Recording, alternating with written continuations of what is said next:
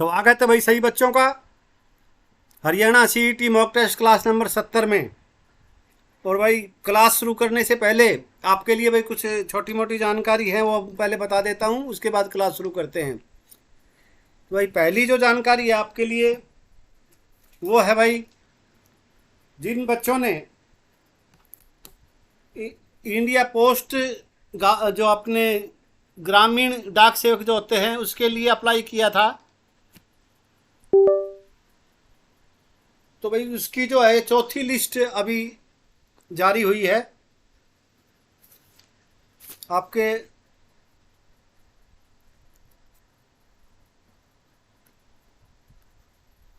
India post में जो भाई आपके ग्रामीण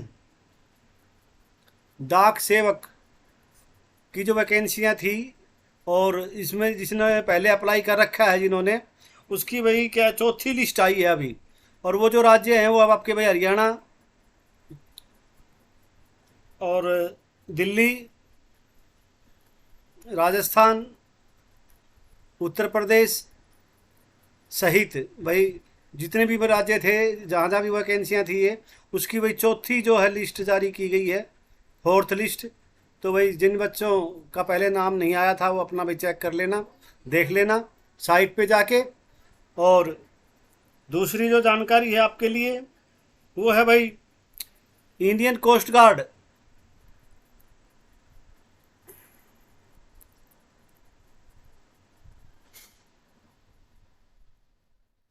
गार्ड की जो वैकेंसियाँ हैं आपकी 300।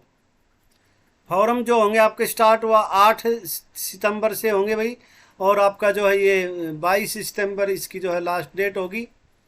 और इंडियन कोस्ट गार्ड की जो भाई साइट है वहाँ जा कर के आप जो है पूरी जानकारी मतलब वहाँ से भाई जुटा सकते हैं। एडवर्टीजमेंट नंबर है ये 1/2023 जो भाई एडवर्टीजमेंट नंबर है। और 300 पोस्ट हैं भाई इसमें, वो आपको बता ही दिया है, 300 पद हैं। और भाई जो इच्छुक उम्मीदवार है इसमें क्या है ना कि ये जो पद जो आपके, एक तो भाई जीडी के हैं, जनरल ड्यूटी के, ओब्लिक जो है आपके दूसरे इसमें कुछ पद जो हैं वो आपके डीबी जो है डीबी के भी हैं, डोमेस्टिक ब्रांच जो होती हैं वहाँ पे भी भाई वैकेंसी है, और जीडी जनरल ड्यूटी वालों की भी है। तो दोनों ही तरह की वैकेंसी हैं। आप जो है भाई इसकी साइट पे जाएंगे इंडियन कोस्ट गार्ड की, तो भाई वहाँ जा कर के आपको पूरी जानकारी जो है मिल जाएगी। और अभी आपके लिए जब समय भी है 8 सितंबर से जो अभी आपकी ये जो अप्लाई करना शुरू होगा, और 22 इसकी जो अभी लास्ट डेट है। तो ये जानकारी थी आपके लिए, वो मैंने आपको बता दी है। और आगे बढ़ते हैं और भाई शुरू करते हैं आज की क्लास। ये रहा आपका पहला क्वेश्चन। पेट्रोल तथा डीजल आधारित वाहनों से विभिन्न प्रकार की प्रदूषक जो गैसें निकलती हैं, इन गैसों में मुख्य जो हैं वो भाई, एक तो आपको बताया इन्होंने कार्बन डाइऑक्साइड, दूसरा है कार्बन मोनो ऑक्साइड, तीसरा है नाइट्रोजन के ऑक्साइड, और भाई चौथी है फ्लोरोकार्बन कार्बन। और भाई तो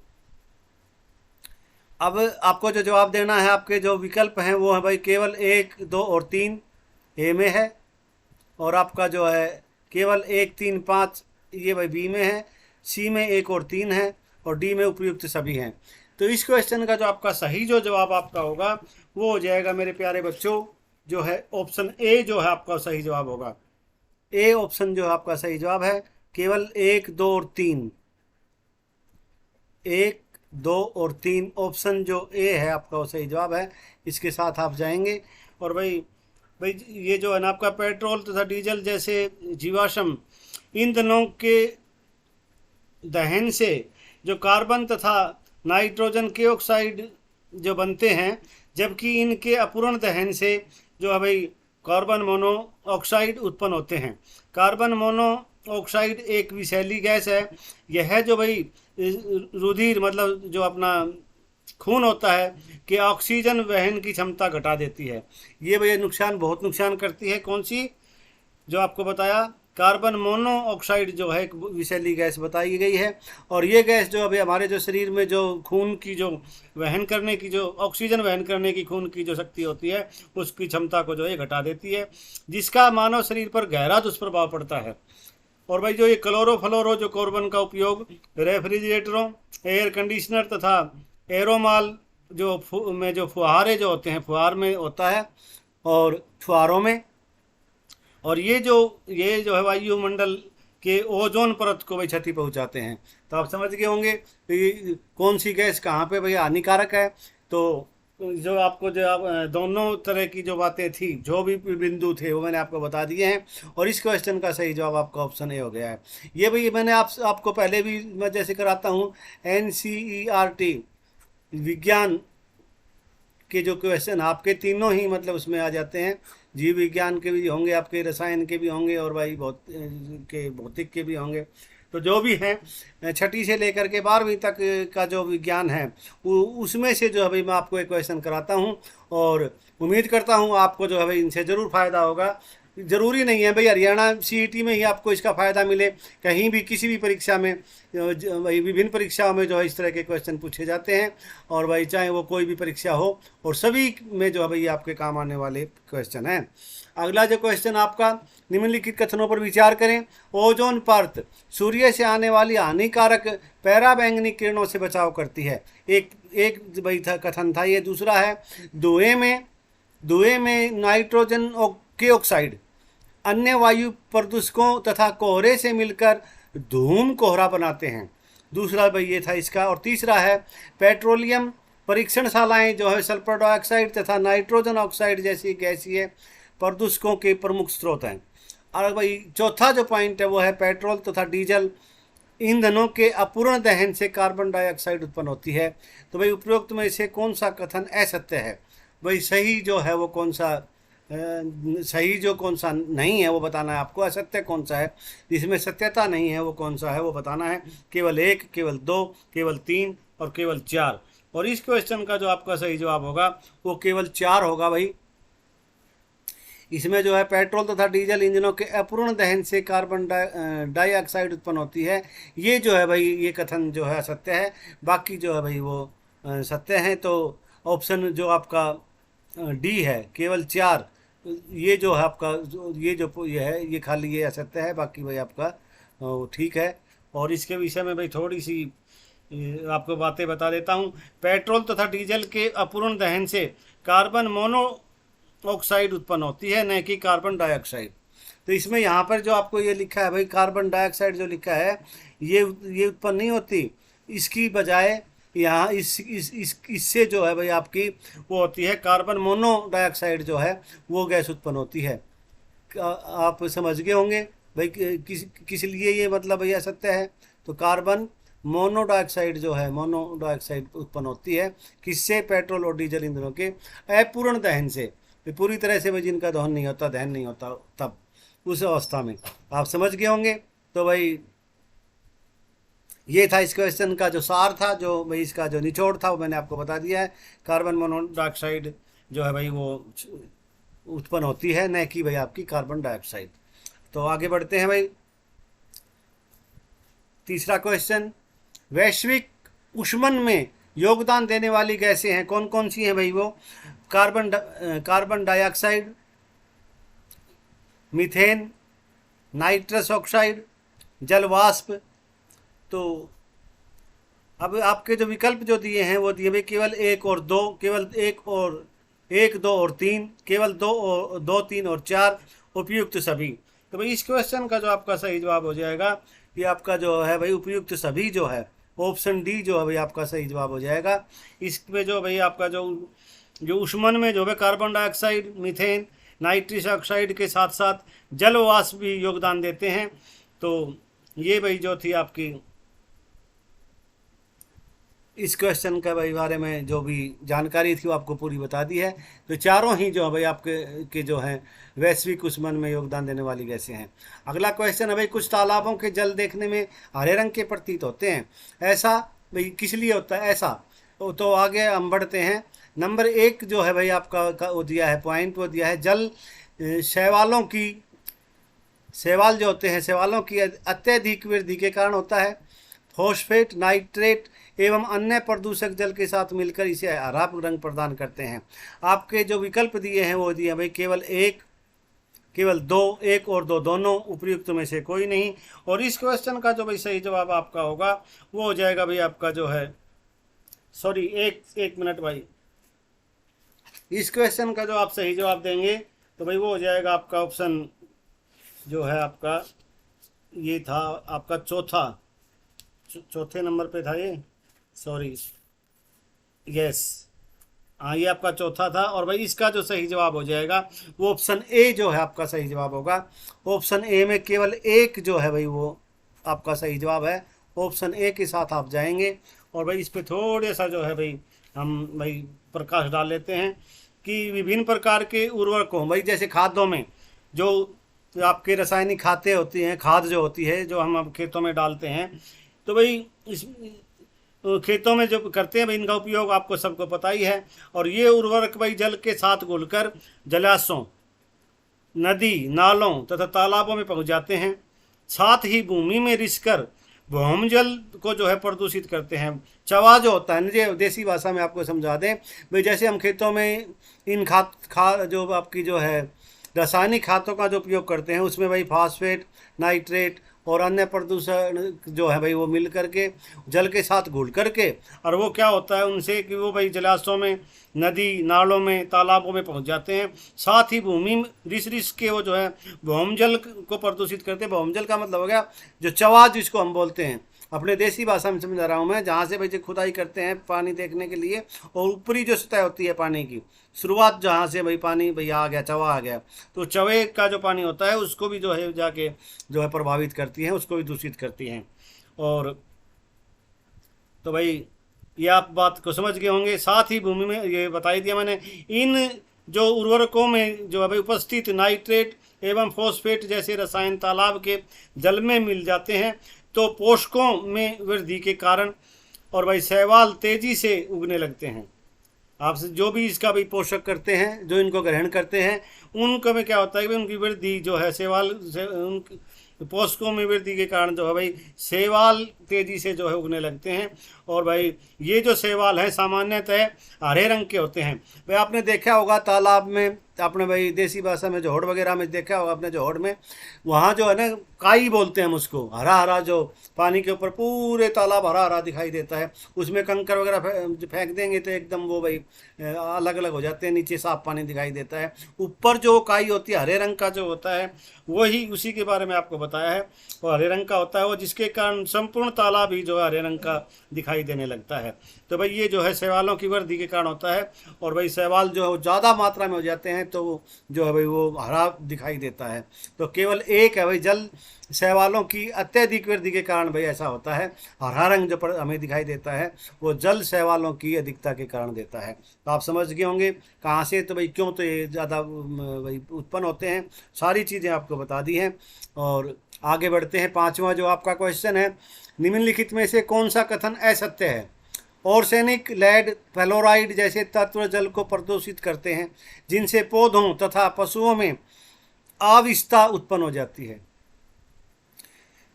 दूसरा जो है भाई बी जो है आपका, अशुद्ध जल से मृदा भी प्रभावित होती है जिससे उसकी अम्लीयता परिवर्तित हो जाती है। तीसरा है आपका, विद्युत षड्यंत्रों तथा अन्य उद्योगों से निकला गर्म जल भी जो है जलाशयों की ताप वृद्धि करके एक प्रदूषक की तरह कार्य करता है। तो भाई ये जो अपने बिजली उत्पादन करते हैं पानी से, तो वहाँ से जो गर्म पानी निकलता है उसके बारे में बताया है, तीसरा पॉइंट। चौथा जो है भाई आपका, जल में नाइट्रेट एवं फॉस्फेट पर रसायनों की अधिक मात्रा शैवालों की वृद्धि हेतु हानिकारक है। तो भाई इस क्वेश्चन का जो आपका सही जवाब हो जाएगा भाई वो हो जाएगा, इसमें जो है हमें बताना था कि कौन सा इनमें जो कथन है वो असत्य है, गलत कौन सा है, सही कौन सा, कौन कौन से हैं और गलत कौन सा है। तो भाई हमें हमारे हिसाब से जो है इसमें ऑप्शन जो डी होगा आपका, ऑप्शन डी जो है चौथे नंबर का जो है आपका, जल में नाइट्रेट एवं फॉस्फेट पर रसायनों की अधिक मात्रा शैवालों की वृद्धि हेतु हानिकारक है। ये हानिकारक नहीं है भाई, ये जो है बल्कि ये जो आपका जो दिया है उनकी वृद्धि हेतु ये लाभदायक है, न कि हानिकारक। भाई यही जो है इसमें फ़र्क है, इसलिए ये असत्य है, ये हानिकारक नहीं है। इनसे तो जो है भाई ये लाभदायक होता है और ये ज़्यादा बढ़ते हैं, आप इनकी वृद्धि में जो है भाई ये लाभदायक होते हैं। जल में जो नाइट्रेट एवं फॉस्फेट रसायनों की जो अधिकता है वो शैवालों को पोषक पोषण प्रदान करता है। इस प्रकार यह उनकी वृद्धि हेतु लाभदायक है। तो ये जो भाई इसका मेन पॉइंट था वो आपको मैंने बता दिया है। बाकी जो तीनों सही हैं। छठा जो अभी आपके सामने है, छठा क्वेश्चन, निम्नलिखित पर विचार कीजिए। वस्तु द्वारा स्वयं का प्रकाश उत्सर्जन, वस्तु द्वारा प्रकाश का परावर्तन, प्रकाश का विक्षेपण। तो भाई उपयुक्त में से कौन सा से किसी वस्तु को देख पाने की घटना से संबंधित है या है? तो भाई आपके जो विकल्प हैं वो हैं केवल 1 और 2, केवल 2, केवल 1 और 3, केवल 2 और 3। इस क्वेश्चन का जो आपका जो सही जवाब होगा भाई वो हो जाएगा आपका ऑप्शन जो ए है, 1 और 2, ये दोनों ही जो इसका सही जवाब होगा। ऑप्शन ए जो आपका सही जवाब हो जाएगा। और भाई इसके बारे में थोड़ी ही चर्चा कर देता हूँ। किसी वस्तु को देख पाने के लिए जो आवश्यक है कि वस्तु से प्रकाश आंखों पर आए। तो किसी वस्तु को हम देखते हैं तो सीधा जो है भाई प्रकाश ये हमारी आंखों की बजाय जैसे पहले वस्तु पर गिरेगा और वस्तु से फिर टकरा करके फिर हमारे आंखों पर आएगा, तब वो जो वस्तु हमारे को दिखाई देती है। यह प्रकाश वस्तु से उत्सर्जित या परावर्तित होकर जो पिंड प्रकाश का उत्सर्जन स्वयं करते हैं वे दीप्त पिंड तथा जो दूसरी वस्तुओं के प्रकाश से चमकते हैं वे प्रदीप्त पिंड कहलाते हैं। तो भाई ये भी आपको मतलब एक ध्यान रखना है कौन सा प्रदीप्त पिंड है कौन सा दीप्त पिंड है। तो दोनों ही मैंने आपको बता दिए हैं। और भाई जो पिंड प्रकाश का उत्सर्जन स्वयं करते हैं वे दीप्त हैं, और भाई जो दूसरी वस्तुओं के प्रकाश से चमकते हैं वे प्रदीप्त पिंड कहलाते हैं। प्रकाश के अपने रंगों में विभाजित होने को प्रकाश का विक्षेपण कहते हैं। इंद्रधनुष विक्षेपण को दर्शाने वाली एक प्राकृतिक घटना है। और लास्ट में जो है भाई आपको बता दें विक्षेपण की प्रक्रिया जो है वस्तु को देखने के लिए उत्तरदायी नहीं होती। तो आप समझ गए होंगे ये जो भाई कुछ बातें थी इसके बारे में। और इसका जो सही जवाब है वो 1 और 2 है, वस्तु द्वारा स्वयं का प्रकाश उत्सर्जन और वस्तु द्वारा प्रकाश का परावर्तन। तो ये जो है भाई आपका ए और ऑप्शन 1 और 2 जो भाई इसका सही जवाब हो जाएगा ऑप्शन ए। और भाई ए के साथ आप जाएंगे। और भाई आपका जो है भाई एनसीईआरटी से संबंधित जो ये 7वां क्वेश्चन है और ये है भाई आपका प्रकाश के परावर्तन के संदर्भ में निम्नलिखित कथनों पर विचार कीजिए। नंबर 1, इस घटना में आपतन कोण सदैव परावर्तन कोण के बराबर होता है। दूसरा पॉइंट है भाई आपतित किरण परावर्तित किरण तथा आपतन बिंदु पर खींचा गया अब अभिलंब यह तीनों एक ही तल में होते हैं। तो भाई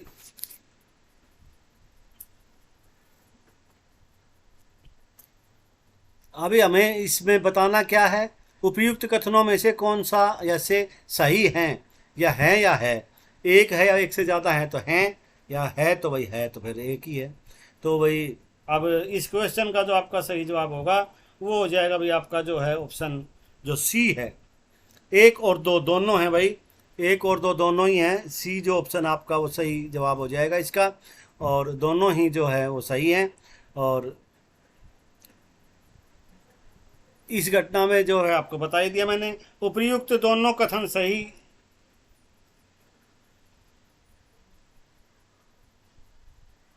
सही है।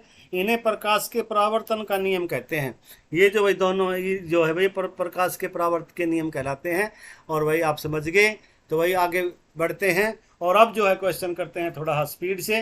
अब भाई आपके जो है सामान्य जो क्वेश्चन जो रोज़ाना मैं कराता हूँ उनकी शुरुआत होगी।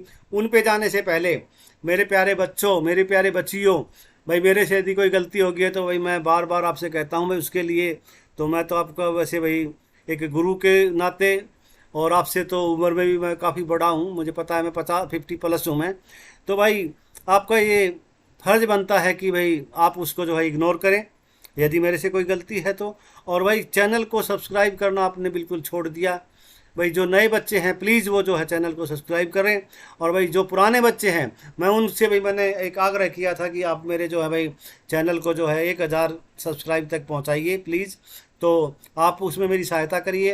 अब पता नहीं क्यों आप उस बात से चिढ़ गए हैं मेरे से कि भाई बिल्कुल ही आपने जो है बंद कर दिया है और एक फुल स्टॉप सा लगा दिया भाई आगे हमें बढ़ना ही नहीं है। तो ऐसा नहीं करना चाहिए आपको। भाई मैं जो आपके लिए जो है पूरी मेहनत कर रहा हूँ और आगे भी जो है मेहनत, जितना आप मेरा साथ देंगे उतनी मेहनत मेरी बढ़ती जाएगी, मेरे को भी जो है भाई उत्साह मेरा बढ़ता जाएगा, ऊर्जावान मैं हो जाऊंगा, ऊर्जा मेरे को मिलती रहेगी आपके सब्सक्राइब करने से और वीडियो को लाइक और शेयर करने से जो है मेरे को बहुत ज़्यादा ऊर्जा मिलेगी भाई। मेरे बहनों, मेरे बच्चों, मेरी बच्चियों, सभी से मैं एक बार फिर आग्रह करूँगा, प्लीज़ जिन्होंने चैनल को सब्सक्राइब कर रखा है वो अपने दोस्तों से कराओ और भाई वीडियो को जो है शेयर करो, और जिन्होंने नहीं कर रखा है प्लीज़ वो चैनल को सब्सक्राइब कर लो। और भाई आगे बढ़ते हैं, शुरू करते हैं भाई अपना जो रूटीन के जो क्वेश्चन होते हैं हमारे, वो गलत युग्म का चयन कीजिए। भाई आपके सामने जो ये जोड़े दिए हैं इनमें से कौन सा गलत है वो बताना है। काबुली बाग पानीपत, नवग्रह कुंड कैथल, जल महल नारनौल और भाई ज्योति सरोवर जो है आपका अम्बाला। तो इसमें जो है भाई तीनों ये तो भाई आपके बिल्कुल सही हैं, और चौथा जो है ये गलत है, और यही आपका जो है सही हो जाएगा भाई जवाब। तो गलत युग्म हमको बताना था, ये गलत है, तो ऑप्शन डी जो है आपका सही जवाब है। आगे बढ़ते हैं। ये भाई आपको सभी को पता ही होगा, कुरुक्षेत्र में है ज्योति सरोवर जो है आपका सरोवर। औरंगजेब के शासनकाल के दौरान 1669 ईस्वी में उसकी धार्मिक नीति के विरोध में निम्न विद्रोह हुआ था। कौन सा हुआ था भाई? बुंदेला, जाट, सतनामी, उपरोक्त सभी। सही जवाब आपका ऑप्शन बी हो जाएगा, जाट विद्रोह हुआ था भाई। ऑप्शन बी आपका जो है वो सही जवाब है। जिस समय हरियाणा में पहली बार राष्ट्रपति शासन लगा उस समय राष्ट्रपति थे भाई doctor Rajendra Prasad, Zakir Hussain, doctor KR. Narayanan. इनमें से कोई नहीं, सही जवाब हो जाएगा आपका ऑप्शन जो बी है, डॉक्टर जाकिर हुसैन जो आपका भाई सही जवाब है।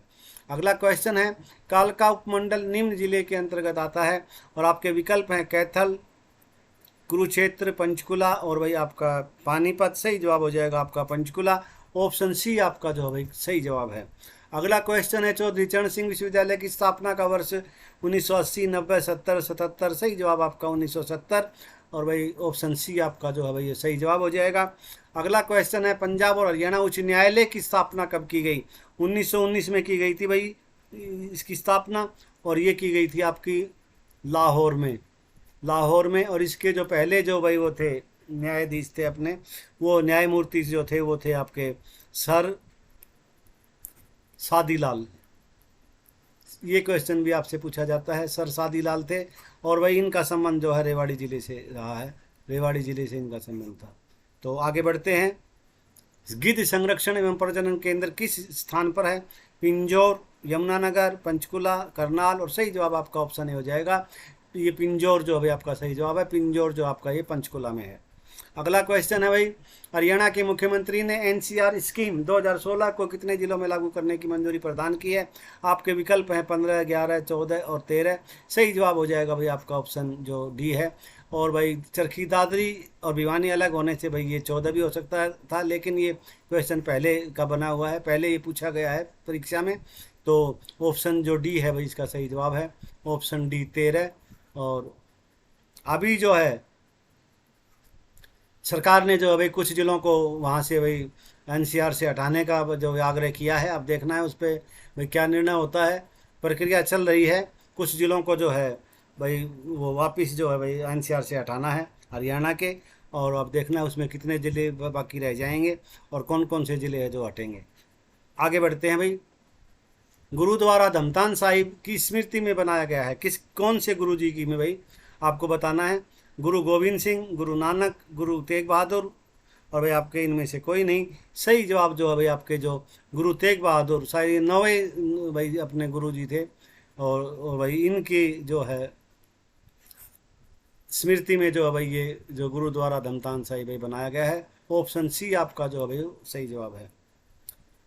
फरल गांव में जो है फल्गु उत्सव होता है भाई किस अवसर पर होता है? ये निर्जला ग्यास पर, एकादशी जिसको बोला जाता है निर्जला एकादशी, सोमवती अमावस्या या कार्तिक पूर्णिमा। उपरोक्त में से कोई नहीं। सही जवाब आपका जो है ऑप्शन बी है, सोमवती अमावस्या के दिन भाई ये उत्सव होता है, और आपका जो भाई ऑप्शन बी है इस क्वेश्चन का वो करेक्ट आंसर है।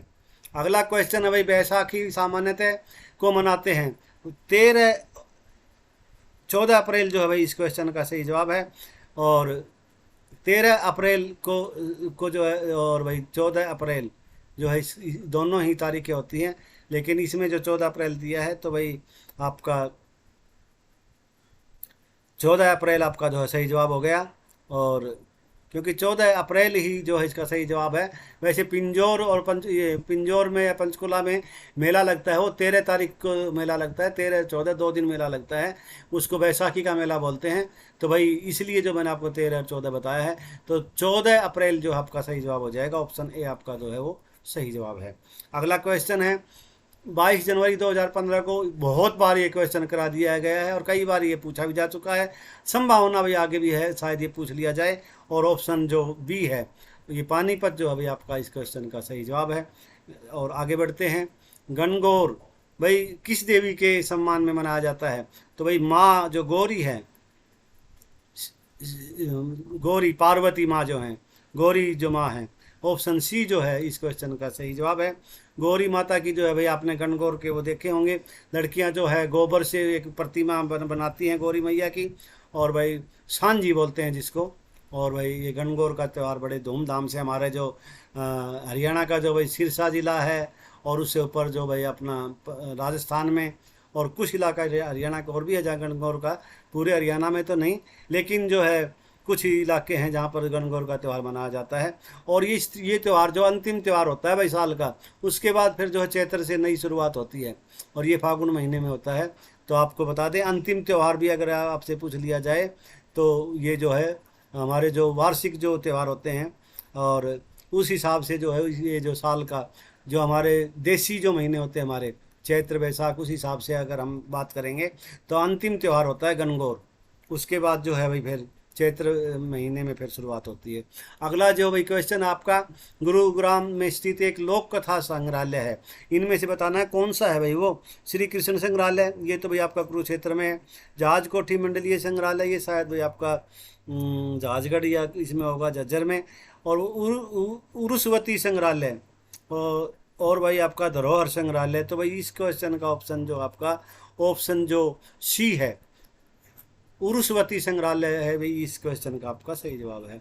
महात्मा गांधी को पहली बार हरियाणा के रेलवे स्टेशन में गिरफ्तार किया था, कौन से रेलवे स्टेशन पे? पलवल, पंचकुला, कालका, अमृतसर। और वैसे ही जवाब हो जाएगा आपका ऑप्शन जो है ए जो है भाई वो पलवल जो है आपका सही जवाब है। और भारतीय मूल की अंतरिक्ष में जाने वाली पहली महिला कल्पना चावला किस स्थान पर जन्मी थी? करनाल, हिसार, कुरुक्षेत्र, पानीपत। सही जवाब आपका ऑप्शन ए करनाल जो है भाई इस क्वेश्चन का आपका सही जवाब है।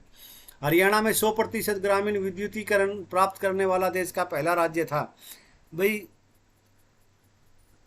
1947 में, 55 में, 70 में और 2020 में। सही जवाब आपका 1970 में ही जो है चौधरी बंसी लाल जो हरियाणा के विकास पुरुष कहलाते हैं, उनके कार्यकाल में भाई हरियाणा ने 100% जो है ग्रामीण विद्युतीकरण कर लिया था। और अभी जो हाल ही में एक क्वेश्चन आया था भाई, कौन सा राज्य है जिसने हर घर में जो भाई विद्युतीकरण कर लिया है, उस राज्य का नाम बताना था। तो वो गोवा है भाई। हर घर के लिए जो है गोवा के साथ जाएंगे आप। हर मतलब पूरा जो ग्रामीण क्षेत्र जो होगा, पूरे गाँव में, सभी गाँव में बिजली के अगर आप बात करेंगे तो हरियाणा होगा पहला जो राज्य है जिसने 1977 में ये उपलब्धि कर ली थी। और ये गोवा में तो शायद 2021-22 में हुई है। समझ गए आप? हर घर बिजली का बताया मैंने आपको गोवा का। अगला जो क्वेश्चन है, रेवाड़ी का यह राजा हरियाणा में 1857 के भारतीय विद्रोह के मुख्य नेताओं में से एक थे। राव सुखराम, राव तुलाराम, राव गुजरमल, राव रूढ़ा सिंह। और सही जवाब है आपका ऑप्शन जो बी है, राव तुलाराम जी जो है भाई इस क्वेश्चन का आपका सही जवाब है। हर्षवर्धन की जीवनी हर्षचरित सहित एक संस्कृत कवि द्वारा लिखी जो उसका संबंध थानेसर से वर्णित करती है। तो भाई इस क्वेश्चन का जो आपका हर्षचरित संहिता होगा भैया, हर्षचरित संहिता होना था, ये संहिता, सॉरी संहिता। तो भाई ये थोड़ा भाई मिस्टेक रह जाती है, तो मैं आपको बता दिया है संहिता जो बोलते हैं ना इसको, संहिता। तो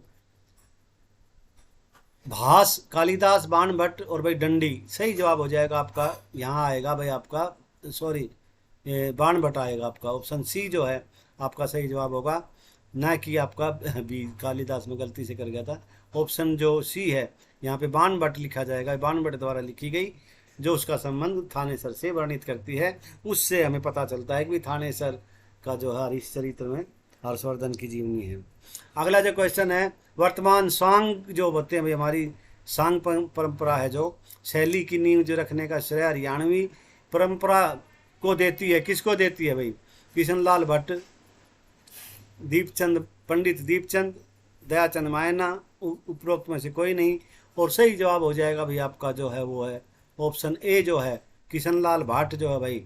और आज से नहीं, तकरीबन जो है भाई 200 साल से पहले जो भाई इन्होंने 200 से भी ज़्यादा, बल्कि 250 साल पहले जो है इन्होंने भाई ये सांग परंपरा को चलाया था। 2-2.5 लगभग जो है भाई 1720 के आसपास, तो 300 साल हो गए हैं, बल्कि 250-300 साल हो चुके हैं। और इनको भाई जो है किशनलाल भाट, ये जो है भाई आपको बता दूं, मूल रूप से जो ये भाई मेरठ के रहने वाले थे। मेरठ उत्तर प्रदेश में है, आपको पता ही होगा, उत्तर प्रदेश के निवासी थे ये। और इन्होंने जो भाई सांग परंपरा को चलाया था। और इसीलिए आपको पता ही होगा भाई हरियाणा तो जो है बाद में पंजाब से अलग होकर के अलग राज्य का भाई वो मिला है। पहले जो ये था, ये पश्चिमी उत्तर प्रदेश का पश्चिमी जो प्रांत होता था हमारा, उत्तर पश्चिमी प्रांत का हिस्सा था हरियाणा।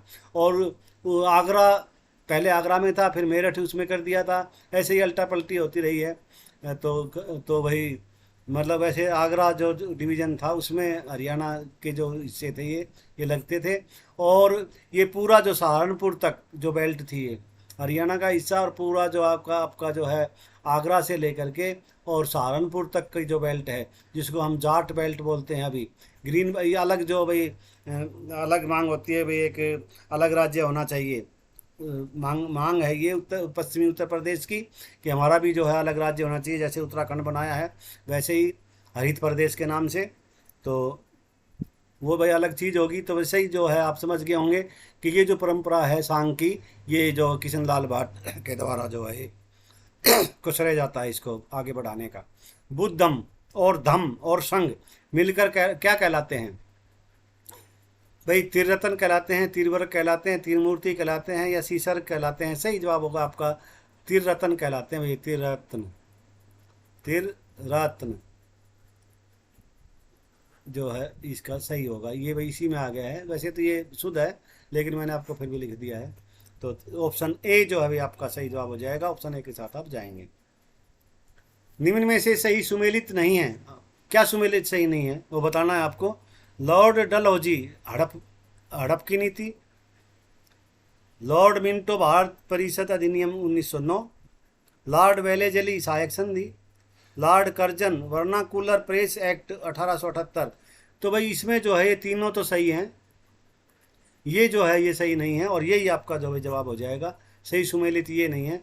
ये जो था भाई ये वर्नाकुलर जो प्रेस एक्ट है, एक तो समझ लो भाई अंग्रेज़ों के विरुद्ध जो भी अखबार जो थे जो उनके विरुद्ध लिखते थे, उनकी जो बुराई जो करते थे, उनमें जो कमी थी उसको उजागर करते थे, तो उनको जो है भाई बैन करने के लिए उन्होंने ये एक एक्ट लेके आए थे। वो उन अखबारों को जो है भाई बंद करने के लिए, आपको मैं देसी हिसाब से समझा दूं तो ये जो है लॉर्ड कर्जन ने नहीं किया था। ये जो किया था वो किया था भाई, आपको बता दूं मैं, ये हुआ था आपका लॉर्ड लिटन जो था ना, लॉर्ड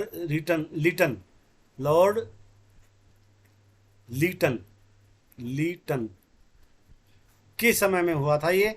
और तो इसलिए जो है भाई ये जो सही सुमेलित नहीं है, ये जो है लॉर्ड कर्जन नहीं थे, ये लॉर्ड लिटन थे। इन्होंने ही भाई जो है वर्नाकुलर प्रेस एक्ट को जो है 1878 को जो लागू किया था और एक एक्ट लेकर आए थे। तो आगे बढ़ते हैं भाई। और वैसे मैं बता दूं आपको भाई, जैसे प्रेस की आज़ादी के लिए मतलब भाई कौन सा किसको मतलब भाई श्रेय जाता है, तो प्रेस की आज़ादी के लिए कोई मुक्तिदाता जो कहलाता है ना, वो चार्ल्स मेटकॉफ जो थे 1834 का, आपको बता दूं मैं, चार्ल्स मेटकॉफ 1834 ने भाई जो है ये जो आपकी जो प्रेस का मुक्तिदाता कहा जाता है उनको। लेकिन 1878 में जैसे उन्होंने तो मुक्ति दे दी भाई, आपको आज़ादी मिल गई, लेकिन उन्होंने इसने क्या किया, लॉर्ड लिटन ने ये भाई ये वर्नाकुलर प्रेस एक्ट लेके आया, और इसने खाली जो हिंदी या हमारे क्षेत्रीय जो भाषाओं के जो अखबार थे उन्हीं को बैन किया था, अंग्रेजी भाषा के थे उनको नहीं किया था। क्योंकि वो तो इनकी बुराई करते ही नहीं थे भाई, वो तो इन्हीं के अखबार थे। समझ गए होंगे आप। स्वतंत्रता के पश्चात किस राज्य में पहली बार जो गैर कांग्रेसी सरकार बनी थी? पंजाब में, बिहार में, महाराष्ट्र में, केरल में। और भाई इस क्वेश्चन का भाई आज़ादी मिली थी हमें 1947 में, और उसके बाद जो पहली गैर कांग्रेसी सरकार बनी थी वो किस राज्य में बनी थी? वो केरल में बनी थी, और वो बनी थी भाई कम्युनिस्टों की। कम्युनिस्ट जो है भाई सरकार बनी थी, ये आपको मतलब याद रखना है। अगला क्वेश्चन है, नौजवान भारत सभा के संस्थापक कौन थे? बीसी पाल, जी सुब्रमण्यम अय्यर, सरदार भगत सिंह, रुक्मणी लक्ष्मीपति। और सही जवाब होगा आपका ऑप्शन जो सी है, सरदार भगत सिंह, आपका जो है इस क्वेश्चन का सही जवाब हो जाएगा। और बड़ी खुशी हो रही है भाई, हमारी जो आज की क्लास है वो हमारे जो सबसे, जिनको भाई मैं सभी मानते होंगे, आप भी मानते होंगे, जो भाई भगत सिंह को भाई एक बहुत ही, मैं क्या मतलब संज्ञा दूँ उनके लिए, तो भाई कोई भी शब्द नहीं है हमारे पास। उनकी जो कुर्बानी है, उनकी जो भाई उन्होंने जो भाई देश के लिए कुर्बानी दी थी अपनी, हंसते हंसते जो भाई वो फांसी पे झूल गए थे, तो भाई वो भगत सिंह, उन्होंने उनकी जो भाई विकल्प के साथ जो आज की क्लास का समापन हो रहा है। उम्मीद करता हूँ क्लास आपको जो है पसंद ज़रूर आई होगी। पसंद ज़रूर आई है तो भाई आप जो है, जिन्होंने चैनल को सब्सक्राइब नहीं किया है वो कर लो, और भाई क्लास को जो है शेयर कर देना। कल फिर इसी समय, कल सुबह फिर जो है आपसे मुलाकात होगी वही 9-10 बजे के बीच में, और भाई एक अलग 71वीं क्लास लेकर के मैं फिर हाजिर रहूँगा। तब तक के लिए भाई सभी को, सभी जो है एक सवर से भाई जो है क्लास को